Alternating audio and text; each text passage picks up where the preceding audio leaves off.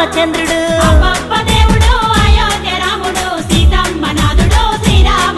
ఇక తండ్రి మాట దాటక అడవి దారి నడిచెను సీతమ్మ లక్ష్మణాథ శ్రీమన్నారాయుడు.